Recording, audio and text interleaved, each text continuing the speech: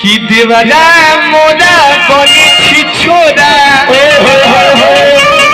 हम गाना गइल रहनी हो। अरे कि देवरा मोरा कोनी छिछोरा मोरा बेटा दादीला कि चोलिया खोली को जगह रंग लगावे भाई काका कि जहिया से चढ़ल बाटे फागुन महीना पत्ता रंग हमरा घर कता सीनावा जहिया से चढ़ल बाटे फागुन महीना लागता तोरे हमरा घर कता सीनावा अरे के तो पीके रहेला अरे नशा में माता तो लगे मोदक के फीलिंग जगा केला और का भैया दीवाना मोदा पानी छिछोटा छोटा बेटा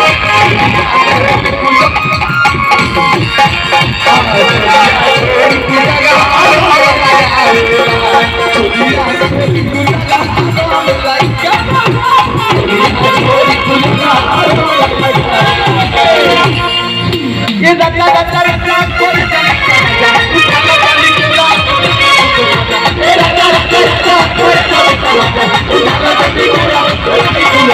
अभी तो बोहिया में बसी के सोइया तुम्हारी माई रे माई ये कहे कोहरा तारे अरे काल का फीलिंग देख के हमारा बर्दाश्त से बाहर भगत नेंगरा के फीलिंग होता तोरा तू धरो धरो तो हमार खाड़ होता रोमा रोमा गर्मी बात का रोमा खाड़ हो जाता कि बोहिया में कसी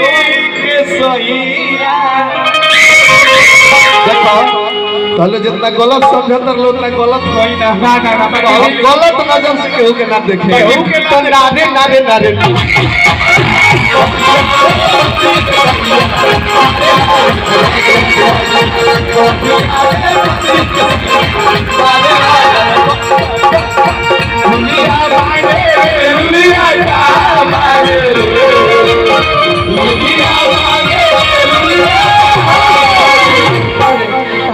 कन्या तुम्हारा नाम क्या है? अनुष्का। अरे बाप रे तो है अनुष्का मांगे ले अनुष्का का मांगे ले भटनी के भतार मांगे ले ए भैया तब तो आज आवड़िए जइहा ना तो बुझिए जाए कुछ हां लुलिया मांगे ले लुलिया का मांगे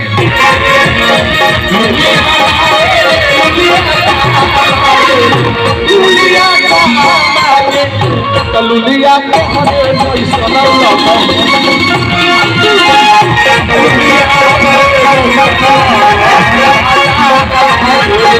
लुलिया के हरे जोई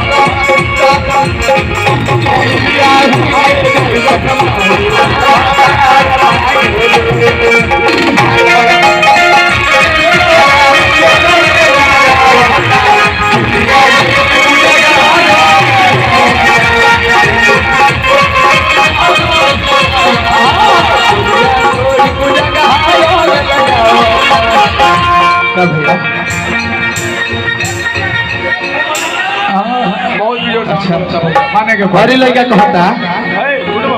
कि भौजी भौजी कही कही अरे बजरी हमारे सोटीला भैया की तरफ से आशीर्वाद शैलेंद्र भैया और शैलेंद्र भैया कहाँ बने होने होने टुनटुन भैया शैलेंद्र भैया नया ठेकेदार ठेका का कमाई का हो सब यही में जाई अरे जा सब धन खा जा लेकिन आखी के सो जा रहा सारा धन दे देव नचनिया के कभरी के का देव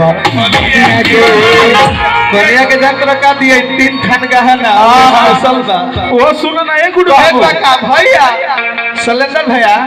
रुबा उनका सब मिल के आई हमरा से मिले भौजी भौजी कही कही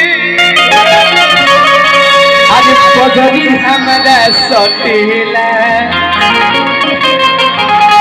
कि मिलेला जो दिलहार वो कदा अरे तनी को न हटेला बोलो भैया हो ठीक करो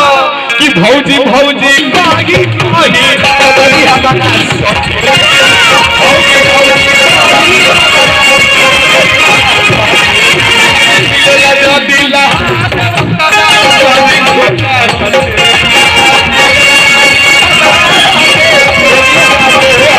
और हमने के बीच में कॉमेडियन स्टार सुनील यादव जी आगे बनी। वाह रे वाह ए भाई जोरदार ताली स्वागत कीजिएगा जोरदार ताली बाजो अब अंदर से बाहर ले लाल लाल हो जाओ। आज भौजी पूछे ले होली में होय होय होय होय होय होय होय भौजी पूछे ले होली में सब अलग बात